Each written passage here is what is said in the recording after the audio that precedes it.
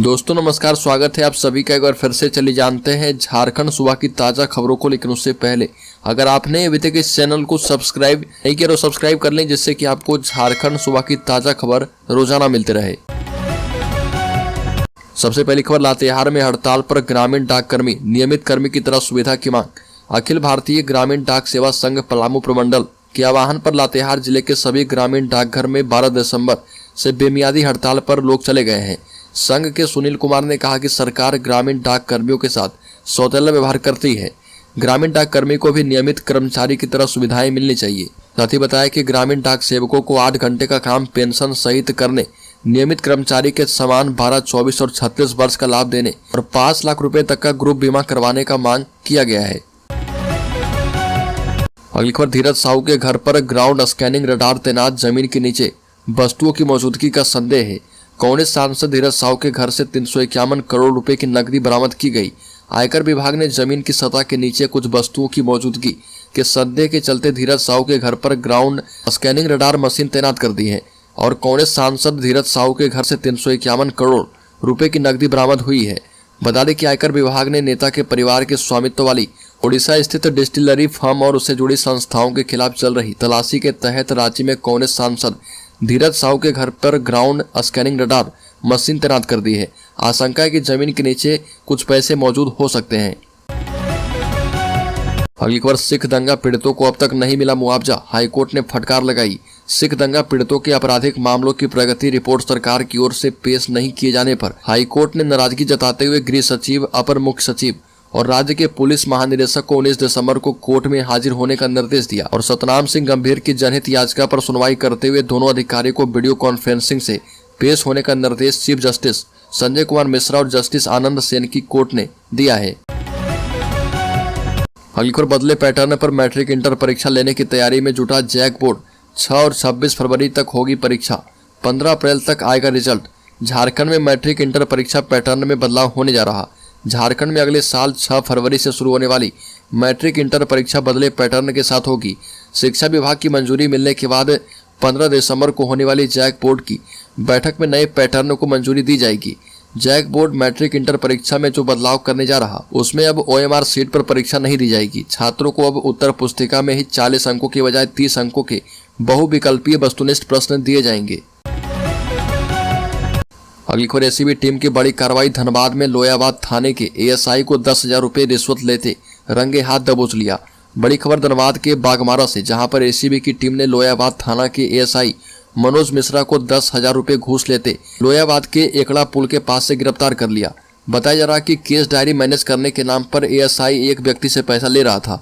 इसी दौरान एसीबी की टीम ने रंगे हाथ आरोपी ASI को पकड़ा और 1 माह पूर्व लोयाबाद थाना क्षेत्र के 5 नंबर में 2 परिवार में मारपीट की घटना हुई थी।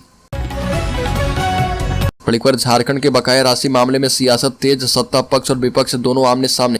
राज्य के मुख्यमंत्री हेमंत सोरेन इन दिनों आपकी योजना आपकी सरकार आपके द्वार कार्यक्रम के तहत राज्य को सौगात पर सौगात दिए जा रहे और मुख्यमंत्री अपनी सभाओं में केंद्र सरकार पर राज्य सरकार का बकाया 1,38,000 करोड़ होने की बात कह रहे। हालांकि केंद्र सरकार राज्य की कोई बात नहीं सुन रही है।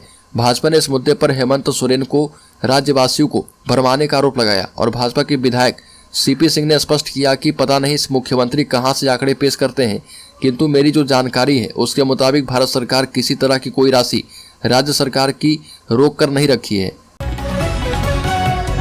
मॉर्निंग वॉक पर निकली लड़की को कार के अंदर खींच ले गए 3 बदमाश।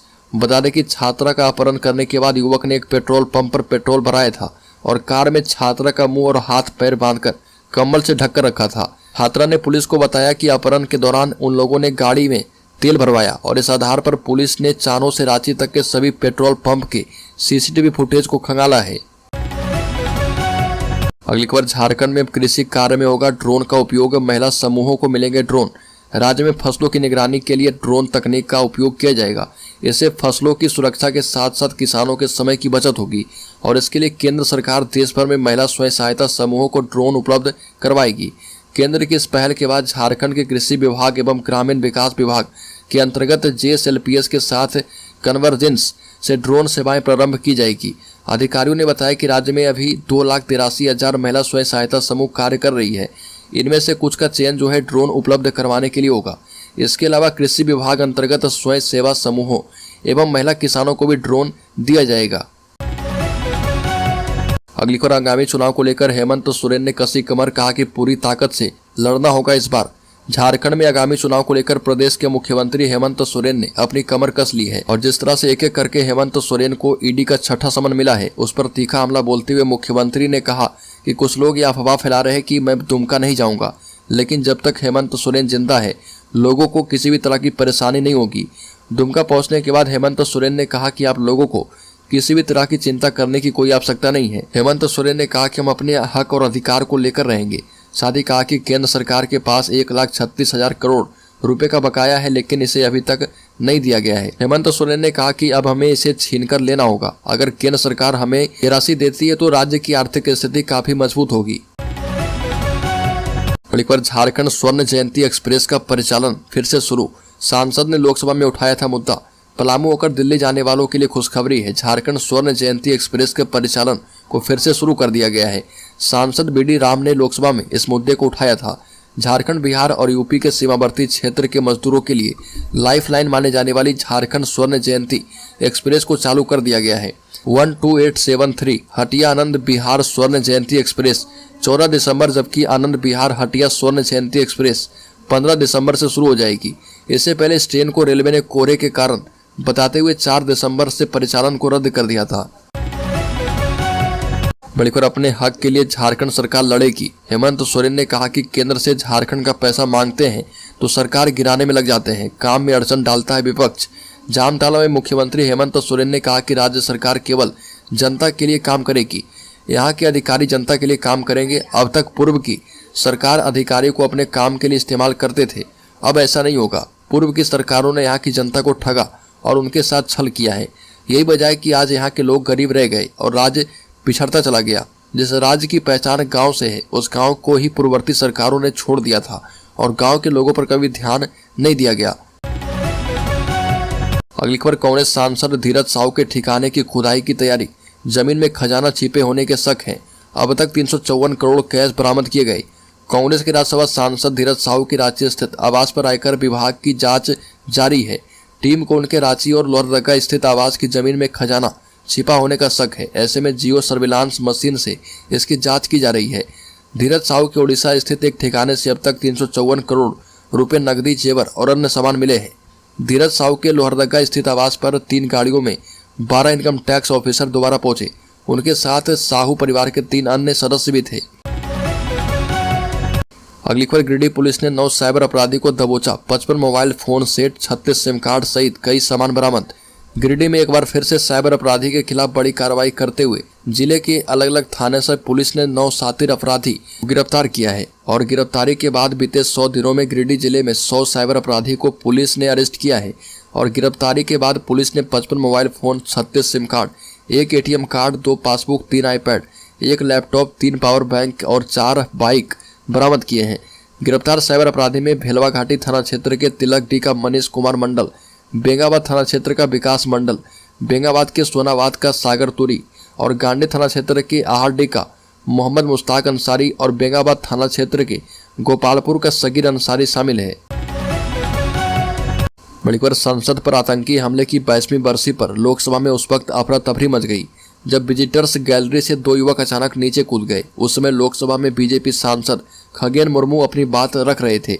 युवक जो है सदन की बेंच पर कूदते हुए आगे बढ़ने लगे। इस बीच उन्होंने जूते से निकालकर कुछ स्प्रे किया और जिससे सदन में पीला धुआं फैलने लगा। पूरे सदन में भगदड़ मच गई। खालिस्तानी आतंकी गुरपतवंत सिंह पन्नू ने संसद पर हमले की धमकी दी थी और इसके बाद से दिल्ली पुलिस अलर्ट पर थी। फिर भी 5 लेयर सुरक्षा तोड़कर लोकसभा में प्रोटेस्टर्स घुसे और हंगामा किया। लोकसभा में प्रोटेस्ट कर रहे युवकों को कुछ सांसदों ने घेरकर पकड़ लिया और बाद में सुरक्षा कर्मी ने दोनों को अरेस्ट कर लिया और उनके नाम जो है सागर शर्मा और डी मनोरंजन है। कांग्रेस सांसद गुरजीत सिंह औजला ने बताया कि मैंने हंगामा करने वाले को सबसे पहले पकड़ा। मणिपुर देश की संसद में सुरक्षा चूक को लेकर लोकसभा स्पीकर ओम बिरला ने शाम 4 बजे सभी पार्टियों के साथ मीटिंग की और इसमें बताया गया कि संसद की सुरक्षा चूक को लेकर वो गृह मंत्रालय को लेटर लिखेंगे। लोकसभा स्पीकर ने सदन में हुई घटना पर चिंता व्यक्त की। सर्वदलीय बैठक में तृणमूल कांग्रेस ने भाजपा सांसद प्रताप सिम्हा के खिलाफ कार्रवाई की मांग की। दरअसल लोकसभा की कार्रवाई के दौरान 2 लोग विजिटर्स गैलरी से नीचे कूदे थे। उनमें एक युवक भाजपा सांसद का गेस्ट बनकर आया था। युवक ने सदन में पीले रंग का धुआं फैला दिया था। कांग्रेस सांसद अधीर रंजन चौधरी ने बैठक के बाद कहा कि पिछले कई दिनों से चर्चा थी कि कुछ आतंकी संगठन 13 दिसंबर को संसद पर हमला कर सकते हैं और केंद्र सरकार को इसकी जानकारी थी, फिर भी इस तरह की चूक हुई और अपने स्पीकर से इस घटना की जांच का अनुरोध किया है। संसद में सुरक्षा चूक को लेकर कांग्रेस ने केंद्र सरकार से जवाब मांगा और पार्टी अध्यक्ष मल्लिकार्जुन खड़गे ने कहा कि गृह मंत्री अमित शाह को दोनों सदनों में आकर इस घटना पर बयान देना चाहिए। हमें उम्मीद है कि सरकार इसे बहुत गंभीरता से लेगी।